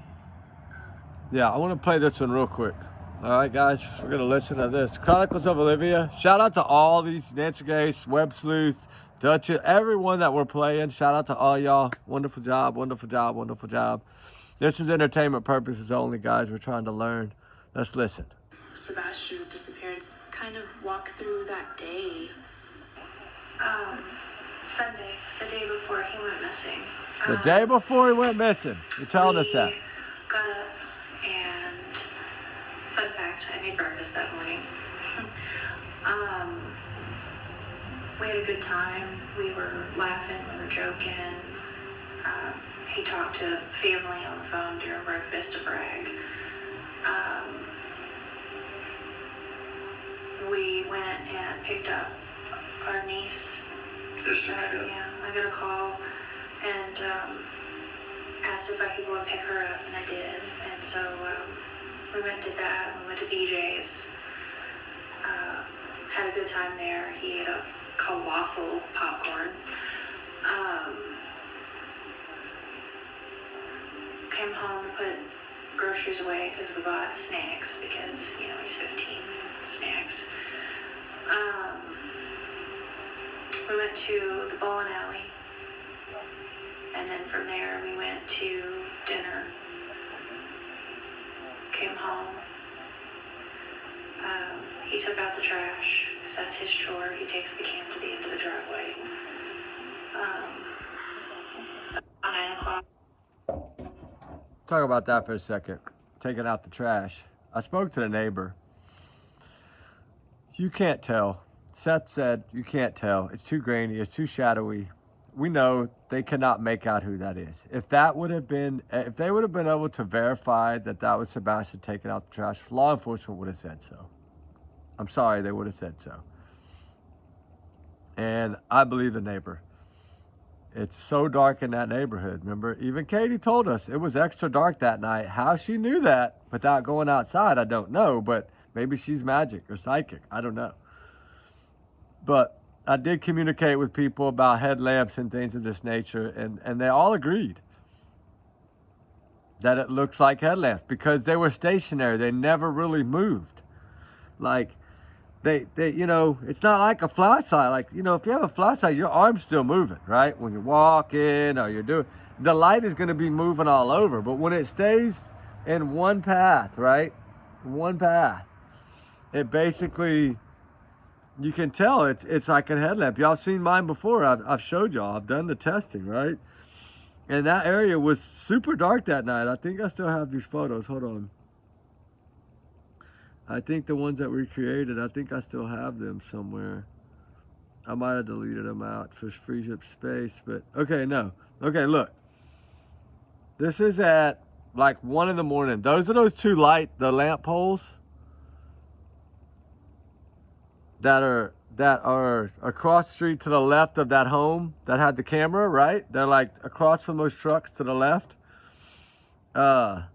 This is what they look like without enhancing the photo. Y'all are gonna see how well I enhanced this photo, but that's without enhancing the photo. Looks like two eyeballs, right? Looking at you. Looks like something scary, right? That is the exact same photo as this. But that's overlaying it to get the see how I was able to do that? That's what I'm saying. If I had the original footage, I think I might could get it well enough to see it. Because that's clearly the two lights. Like if I shrink it, see how close they are together? Look. It's the same lights further away. Bring them in closer. They get a little further apart. That's the same lights. But I think I did a pretty good job at lighting them up enough. And that's the ones that's on the corner. Here, let me see. On the lights are on the corner property, catty corner to the left of that home where the cameras were, right? Okay, so like this area here, remember this is the common area. I put Chris here, Katie over here from the house. This, all that tree line, the gazebo that I've showed y'all before. Oh, you know what? I have a better picture of that. Hold on, I forgot I had that. Let me find it real quick. I have a way better picture of that area. I'm pretty sure I do. Hold on. Actually, give me a second, guys. I'm sorry.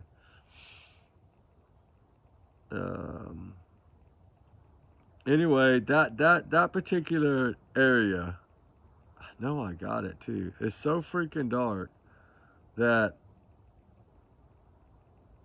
if you, like, I can tell how the camera picked up things. It picked up more, I think, because the floodlight came on, that light came on. which I would like to see the video from there, because that light, when it came on, would have illuminated a lot better picture. So they might have been able to make something out from that, is what I've always wondered. Now, I'm not saying they have, right? I don't know that for sure, but I'm just saying I'm wondering about that, because I've always wondered if there's a way. I have so many photos in here. So many cases that I need to cover that I haven't covered yet. I need to get into.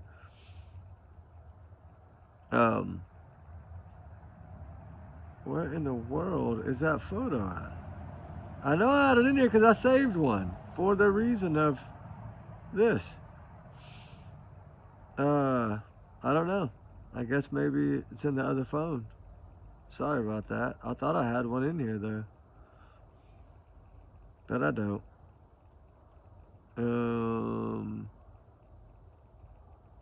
Which one is this? Oh, this is that. Yeah, this is that area of the house, the common area here. See, there's that gazebo. This is the way it goes right there. There's the gazebo. Like that drop pin is kind of where the car turned and that light came on across the street there. Like, makes you wonder, right? And then this that's floating around, this thing here. Have y'all seen this message that was posted on a Facebook group with Sebastian Rogers? It's Becky Lewix, VN5JX. It says she sent a message about, she talked to the FBI and sent in some information. She says, why didn't you just tell everybody? She says, because Seth thinks his son is alive, and I know for a fact he's not. And I know where he can find Sebastian's body at. Got to have it verified. So I don't know. She didn't say in her opinion. She says, I know for a fact, right? She says, I know for a fact where he is. That is absolutely interesting that somebody would post that. And like I said, this is the other one that really got me when they put this out right here about asking the public for the Ring cameras and things of this nature. Like, why weren't they going door to door, right?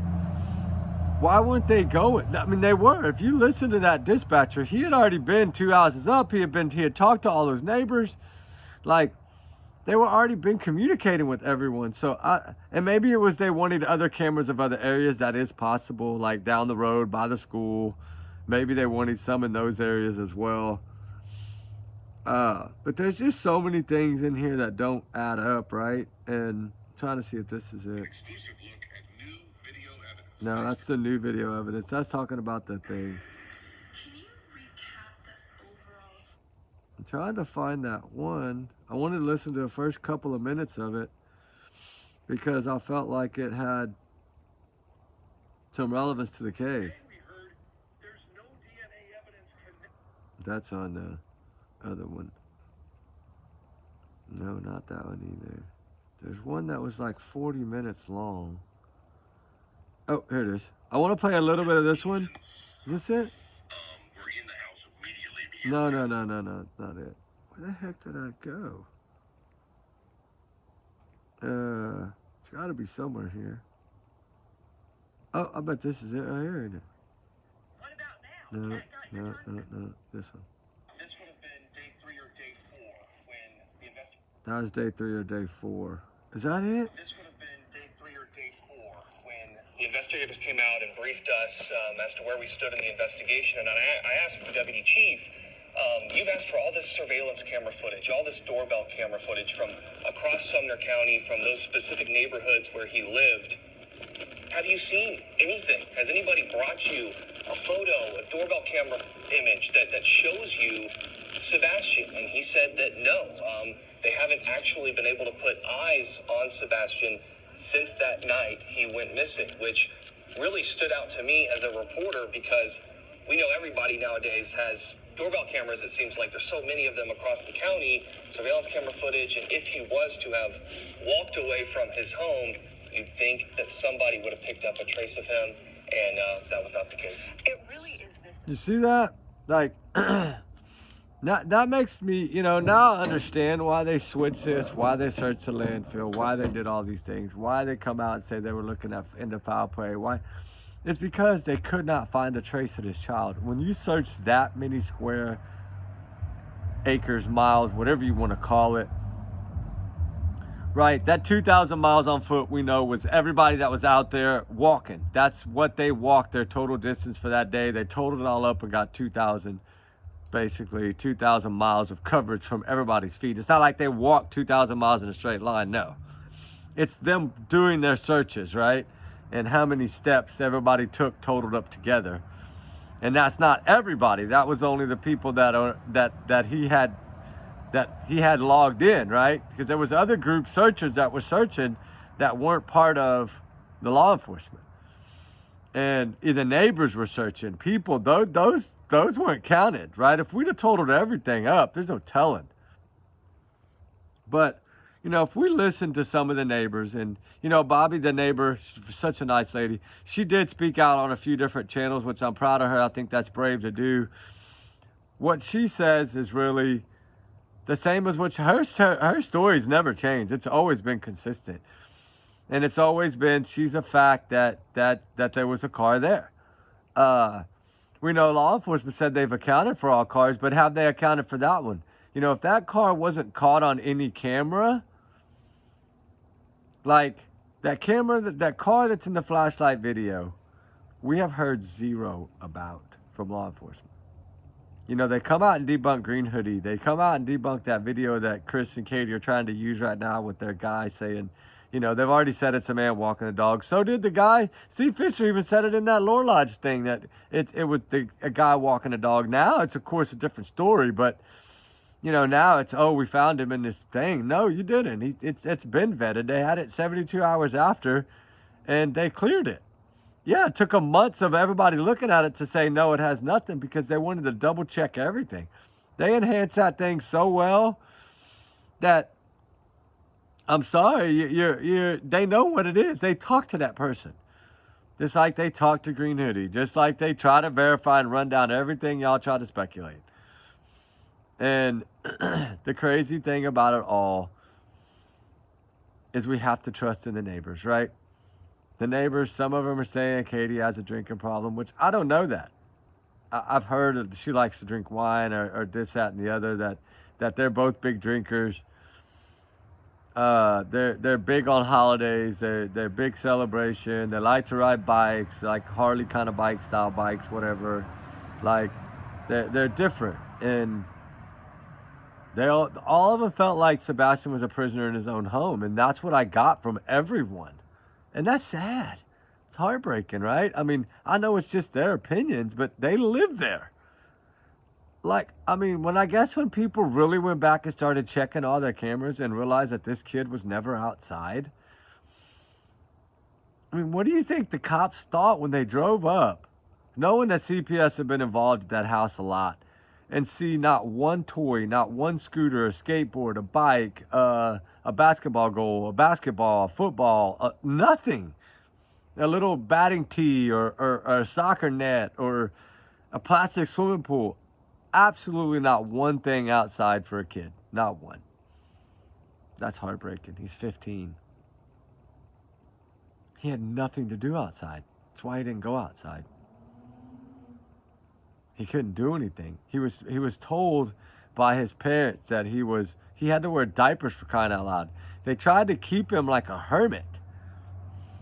And this is my opinion, but this is what I'm hearing. And when the neighbors say they never see this kid outside, and when the dogs, 18 different dogs, guys, 18, searched from that front porch and got 0 scent of this child. 0 scent. But Katie says he uses the front door all the time. So why in God's name did they not get his scent? His scent's not going to wash away from the front porch or the front doorknob. It's not going to wash off the trash can lid from the night before. Less than 12 hours before he went missing, he put the trash out, you said. Less than 12 hours. That dog would have went straight to that trash can and sat down.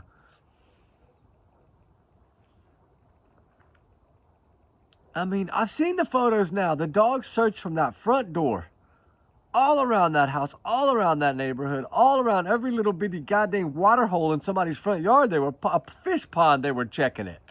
Guys, they checked everything. They found not one footprint, not one track, not one trail, not one scent of Sebastian Windrake Rogers. Not one scent. One smell. One anything.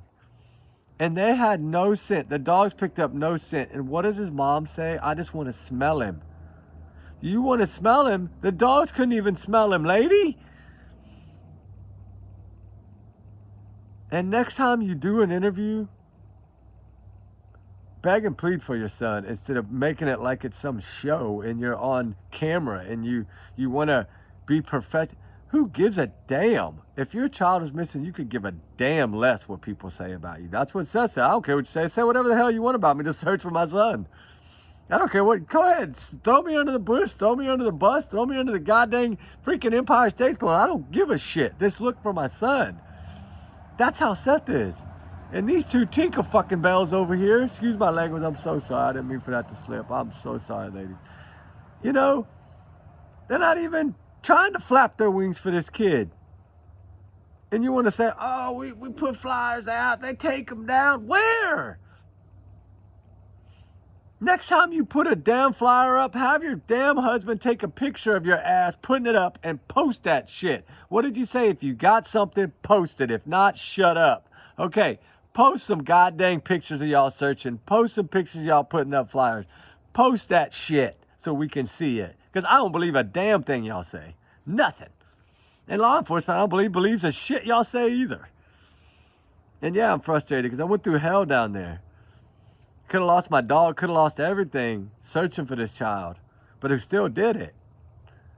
So yeah, it makes me mad because they don't want to do shit. But get on here and say, oh, we don't listen to social media no more. BS, your freaking husband jumped on the same day the 1008 Stafford Court warrant criminal come out. He's on a channel, dude. He's got some channels that he can just pop right on. Pop on my shit. I'll ask you some questions, but you won't like the questions I ask, and you won't answer them. You'll hang up on me. You wouldn't last 1 minute on my show, dude. Not 1 minute on the phone with me. The first question I'm going to ask you is, what the hell did Sebastian accuse you of? What did he accuse you of so bad that they had to come to your house and interrupt your dinner and compile 3 stories into one when he was telling one story? And he was only telling what happened. He wasn't telling a lie. Do you not realize, you say autism children are all different. Yes, but do you realize that autism children are also the most truthful people in the entire world? Look it up. Google that shit. And make your stories make sense. Putting diapers on a 15-year-old child. Going on Nancy Grace lying, saying you whacked him 3 years ago and then a 15-year-old was upset and mad. Come on. Y'all did all this to yourself. Every bit of it. From the start to now, you've done it all on your everything. And when nobody's going to pause and pause and pause, and the shit don't work that way. He's still missing. How are we going to pause?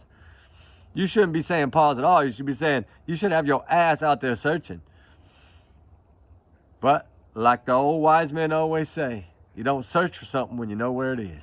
Amen. Lord Jesus. Right? That's what I say. You do not search for something you know where it is. But you know what? We're going to get the truth. Eventually, somebody's going to get the truth out. Eventually. Them neighbors know a lot, dude. A lot. And thank God I have made friends with these people. Because when something starts dropping, I'm going to know. And right now, they say the pot of water is boiling almost over right now. Like the lid's going, pop, pop, pop, pop, like it's fixing to bubble over, right? Y'all know what I'm talking about when you're boiling something and the lid starts popping up because it's too full.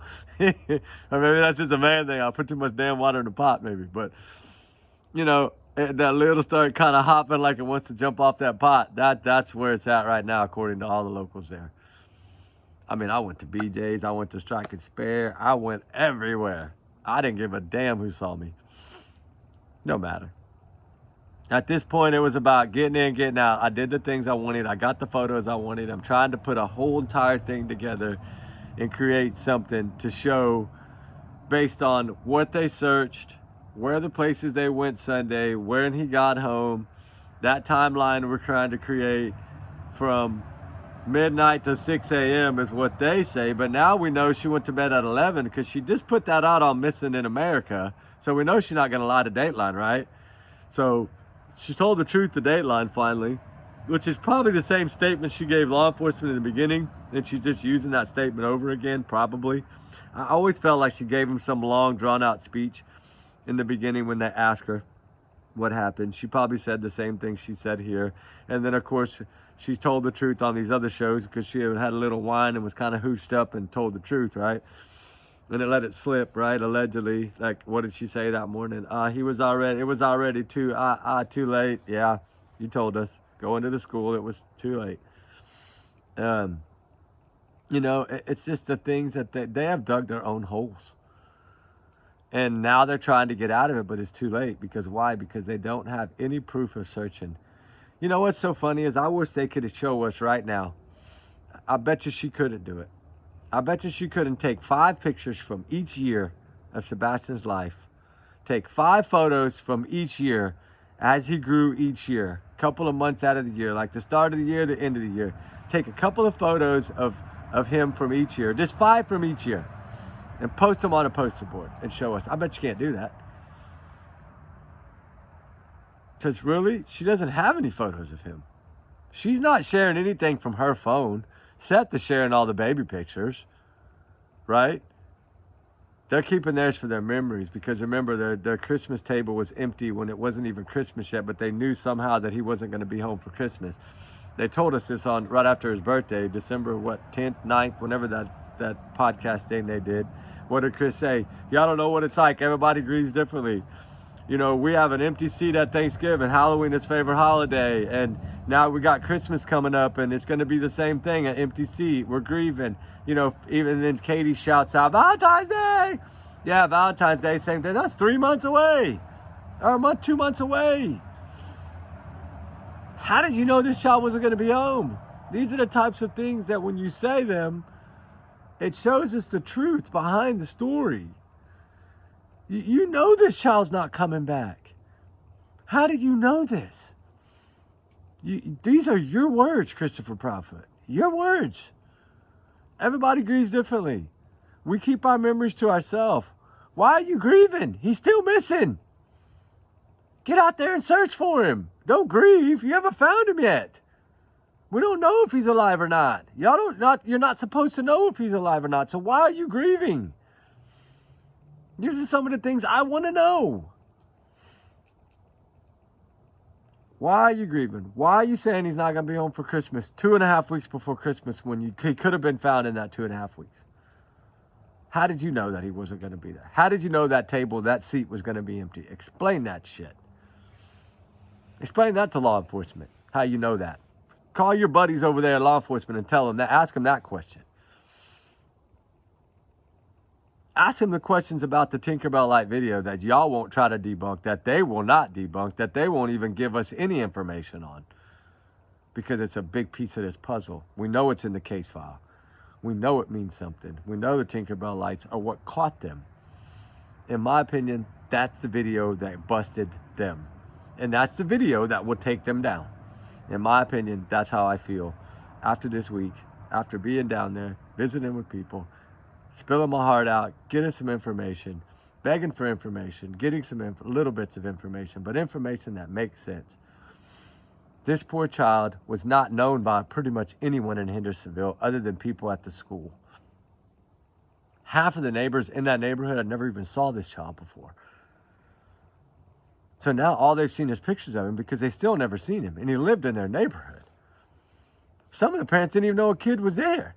There was no toys outside, no bikes outside, no nothing. But a Brinks van. You're telling me somebody's going to come kidnap a child from in a Brinks van in the driveway. That's a house that they're not going to go to. They're going to be like, these people got more cameras than freaking Forrest Gump, right? We're not going here. They got a Brinks van in the driveway. We don't want to mess with security. We're going to go to the next house. None of their stuff makes sense. He didn't walk out of that home, and the dogs would have picked up his scent. I'm tired of people saying he could have walked. How? He was barefooted, you say. Every footprint out that front porch would have been deep, deep, deep, deep by those bloodhounds. And they would have followed those footprints. And they had nothing to follow. At least in Summer Wells, they had a scent. Right? It reminds me of Matty Soto, and it happened on the same day. The same exact day. Oh, school, she's seen on camera. Jen said, oh yeah, we saw her on camera at the church. No, you didn't. That wasn't her outfit. You know that wasn't your child. This is the guilt of these parents. God, I hope they all fall down. I hope they take every one of them down. I mean, yes, is it still going to get justice for Sebastian at this point? I don't know. This child deserves to be found. He deserves to be brought home one way or another. Just like all of them, all the runaways, all the missing. It's so heartbreaking to think about all these cases. It breaks my heart all the time. That's why I try to break it up sometimes. And, you know, it just piles up on you, right? And it builds up in your chest and builds up on you. You just think about all these cases. And, you know, the last 3 Amber Alerts, the 16-year-old pregnant that was taken by the 40-year-old, I think she was groomed anyway, but she was found safe. The other 2 Amber Alerts, 2 children, found in the first 24 hours. See the cycle? See the pattern? When that Amber Alert goes out, they're found. Usually, a large percentage of the time, only 1% are pretty much not found or deceased or whatever. Usually they're all found. That's a high number. And just look at the Amber Alerts we've covered lately. Go back and look at any of our Amber Alerts. Every single one of our Amber Alerts, other than Sebastian Rogers and Summer Wells, have all been found. Of the cases we're covering. Well, Suzanne Simpson, but that wasn't an Amber Alert. They know what the husband did, right? And they just can't find her. But it's not an Amber Alert, of course. But you know what I'm saying. You know what I'm getting at. These Amber Alerts are usually solved. Why was this one not? Why is this different than the others? Why was Summers different than the others? CPS involved in both of these. Just like the Stephanie Darwin, right? Up there. I haven't forgot about her. I'm working on a video now for her. CPS involved in that case too. That's another fishy one. I think the dad's involved. I think the dad did it. I'm sorry. I think Stephanie's father did something to that child. Just like I think Katie did something to Sebastian. Just like I think Candace did something to Summer. That's how it works.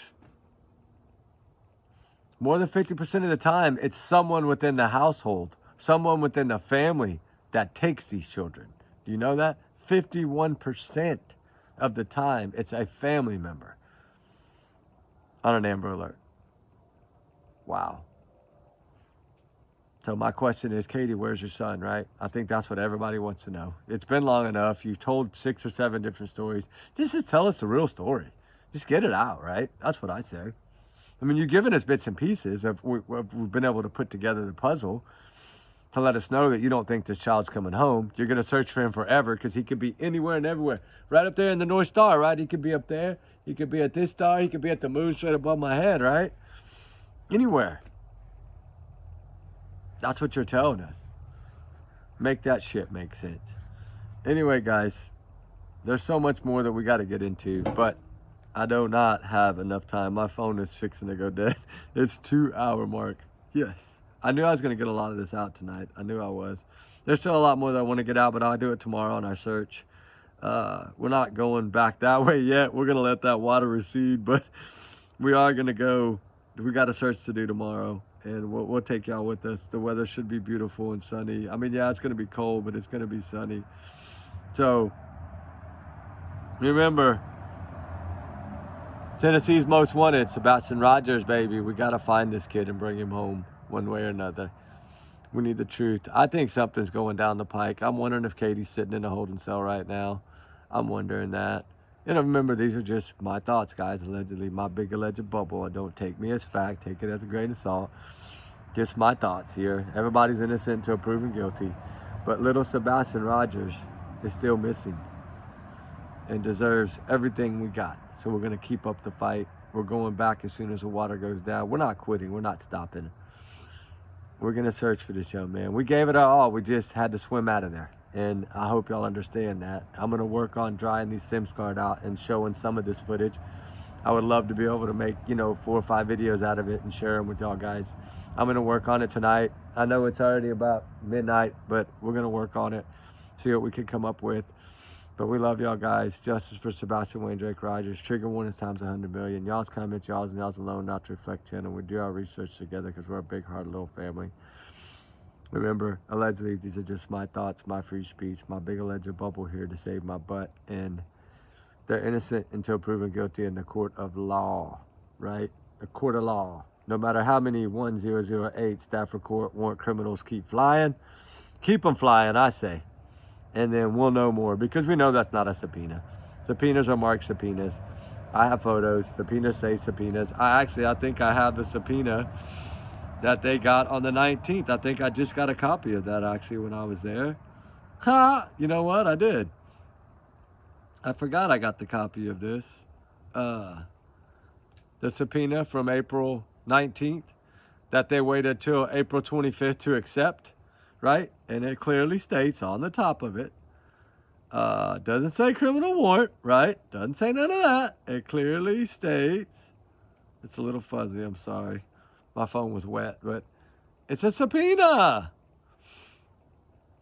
for Katie and Chris Prophet.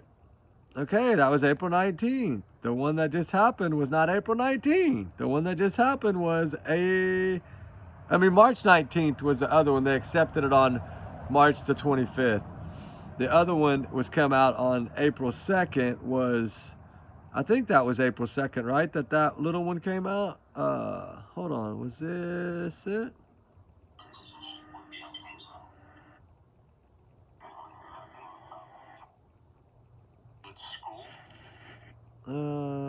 Where was that? I thought that warrant criminal one I thought was just like a few seconds long. I think it was, right? Oh, no, that's the other one. Anyway, y'all know what I'm talking about. I don't have to play it again.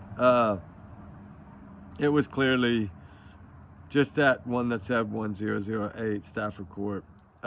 There's still a 40-minute video I want to get into that we'll do tomorrow because we don't have time right now. It's 2 hours in, and I got to get inside and get my stuff dried off. I got to get some clothes, my boots. Everything is soaking mud and full of mud and water from that river about flooding us out, guys. I thought we were going down river, guys. No joke.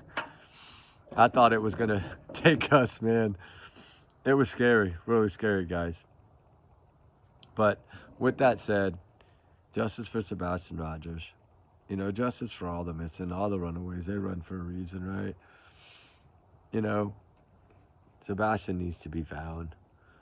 We're going to keep our thoughts and prayers up. At least we're back now. We can make some content. We'll take y'all with us tomorrow. I'm going to work on some of these other ones tonight if I can get these Sims cards to dry out.